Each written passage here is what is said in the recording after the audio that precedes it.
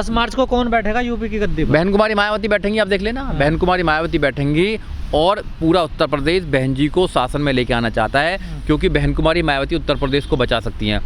उत्तर प्रदेश के लोगों से मैं कहना चाहता हूँ, अगर उत्तर प्रदेश को बचाना है, लॉ एंड ऑर्डर को बचाना है, बहन बेटी की इज्जत को बचाना है, शिक्षा लेनी है, रोजगार पाना है, तो बहन जी को फिर 5वीं बार मुख्यमंत्री बनाना है। क्योंकि योगी जी ने तो कह लिया, योगी जी ने जो करना था कर लिया, डंडे बरसाए लोगों पर, कैसे भूल जाएंगे। लॉकडाउन, पिछला लॉकडाउन लग रहा है, पहला लॉकडाउन लगा था, कैसी हालत करी थी मजदूरों की, आपको पता होना चाहिए। सर, जो बहुजन जो वोटर है वो तो बहन जी को सुनने के लिए रैलियों में जाता है, बसों में सवार होकर के, बड़ी लाखों की संख्या में, वो बहन जी को कहाँ सुन पाएगा? 84 से लेके उस बहुजन के माइंड में हाथी छपा हुआ है। हाथी पे वोट डालता है वो, कहीं भी जाए हाथी ढूंढता है ऊपर से नीचे तक, जहाँ हाथी मिल जाता है वहीं बटन दबाता है। बहन जी आए ना आए, बहन जी रैली करें ना करें, मगर उनका जो वोट है 22% वो हाथी ढूंढता है, और हाथी चलेगा अब की बार। उसको प्रचार की जरूरत नहीं है, उसको तो ये लोग ले जाते हैं, बहकाने, अब बहकान करेंगे। इनका काम खराब होगा ना, हमारा काम कहाँ खराब हो रहा है? जितना मैसेज देना था हमने दे दिया मैसेज, और रात दिन हमारे लोग लगे हुए हैं, कार्यकर्ता लगे हुए हैं, बूथ तक हमारे कार्यकर्ता लगे हुए हैं। यहाँ तो वोटिंग का मामला है, जिसकी वोट ज़्यादा राजा उसका बनेगा। वोट हमारे पास ज़्यादा है, हम इस देश के अंदर ज़्यादा रहते हैं, तो इसलिए मेरे लोगों से मेरी गुजारिश है कि आप अब की बार बिकना मत। अपने मान सम्मान के लिए, अपने बच्चों के एजुकेशन के लिए वोट डालना, अपने बहन बेटी की सुरक्षा के लिए वोट डालना, अपनी ज़िंदगी की सुरक्षा के लिए वोट डालना अब की बार।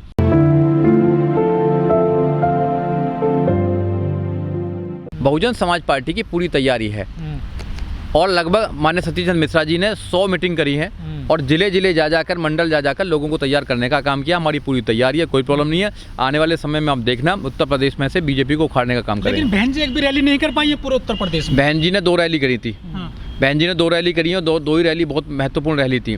एक 9 अक्टूबर को रैली करती, 9 अक्टूबर को माननीय काशीराम साहब के परिनिर्वाण दिवस पर 5 लाख लोग आए थे, और बहन जी डेली अपने कार्यकर्ताओं से मीटिंग कर रही है, अपने नेताओं से मीटिंग कर रही है, आदेश दे रही है, और वो क्षेत्रों में जा जाकर अपनी मीटिंग कर रहे हैं। बूथ लेवल तक हमारे लोग तैयार हैं, और हम अब बहुत बड़ा एक हमने तंत्र तैयार कर लिया है, जो सोशल मीडिया है। सोशल मीडिया के माध्यम से हम जन जन में अपनी बात को पहुँचाने में कामयाब हो रहे हैं, और ऐसे ही हम चुनावों में करेंगे। जितना प्रभाव रैली का होता है उतना सोशल मीडिया का नहीं होता। देखिए, कोविड भी है, कोविड का हम कानून को मानने वाले लोग हैं, हमारी पार्टी कानून को मानने वाले लोग हैं, बाबा साहब डॉक्टर अम्बेडकर के अनुयायी हैं। अगर कोविड देश में अंदर चल रहा है तो हमारी ड्यूटी बनती है कि हम उसके नियमों का पालन करते हुए अपने लोगों को सुरक्षित भी करें। ऐसा नहीं है कि भैया सब चुनाव के चक्कर में हो जाएगा। अगर कोड ऑफ कंडक्ट लगा है तो हम उसका पालन करेंगे पूर्ण रूप से, और अपने लोगों को सोशल मीडिया के माध्यम से 5-5 लोगों के माध्यम से वहाँ उनको बताने का काम करेंगे, वोट हमें देना है। ये मोदी जी और योगी जी ताबड़तोड़ रैलियां की हैं, इन्होंने अखिलेश यादव कर रहे हैं, तो ये सब करने दो, कोई बात नहीं। देखो, पैसे से जनता बुलाई हुई आप वोट में नहीं तब्दील कर सकते हैं। आपकी सरकार है, आप जिसको भी डंडा करेंगे वो लेके आ जाएगा, अपनी बस भर के लिए आता है।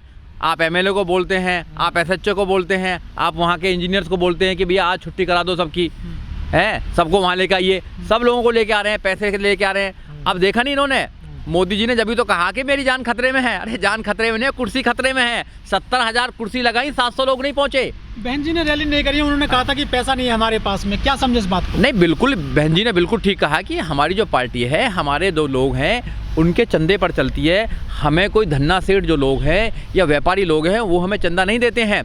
इनको पास तो सरकार है, सरकार में तो बहुत पैसा आ रहा है, ये रैली कर सकते हैं। हम अपने लोगों को परेशान ना करें। एक रैली अगर नकलों में होती है तो 2-3 दिन लग जाते हैं लोगों को, उनका किराया भी जाता है, उनका रोजगार भी छूटता है। हमारे लोग झाड़ी मजदूर लोग हैं, हम तो उनको संदेश देना चाहते हैं कि तुम जहाँ भी हो सुरक्षित रहो। कोविड चल रहा है, अपने परिवार को सुरक्षित रखो, और जिस दिन वोटिंग पड़ेगी उस दिन हाथी पर बटन दबा दो, तकरीबन बटन दो, इतना बटन दबाओ, इतना बटन दबाओ, इतना बटन दबाओ कि अब क्या हाथी की सरकार बन जाए। अखिलेश कह रहे हैं कि सरकार बन जाएगी, 22 में साइकिल आएगी।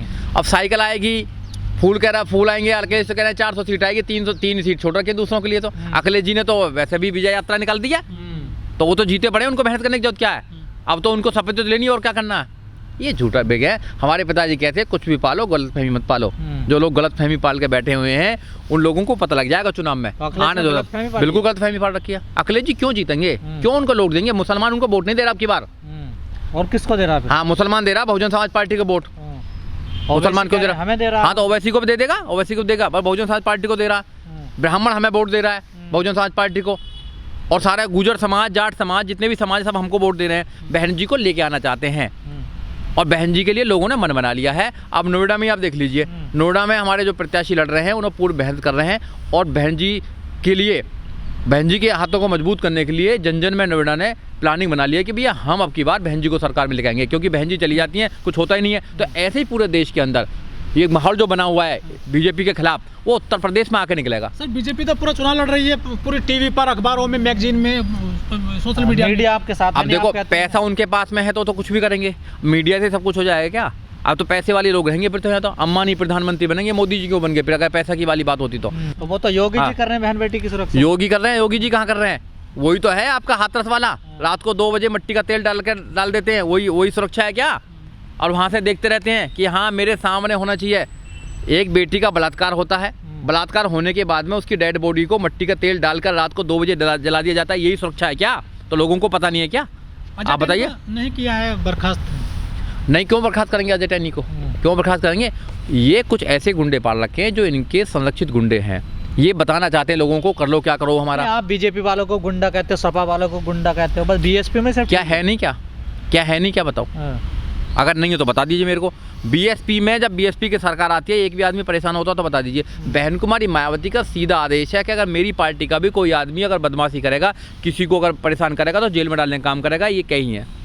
बहन जी के शासन में गुंडागर्दी नहीं चलती है, बहन बेटियों की इज्जत की रक्षा की जाती है, लोगों को एजुकेशन दी जाती है। ये पहले बहन कुमारी मायावती साबित कर चुकी हैं, पर लोगों के आंखों में पट्टी बांध रखी है लोगों ने। को तो दौलत की बेटी कहा, जाति के नाम पर अब दौलत की बेटी कह दो, किसी की बेटी दे दो, लोगों को कहना है ना।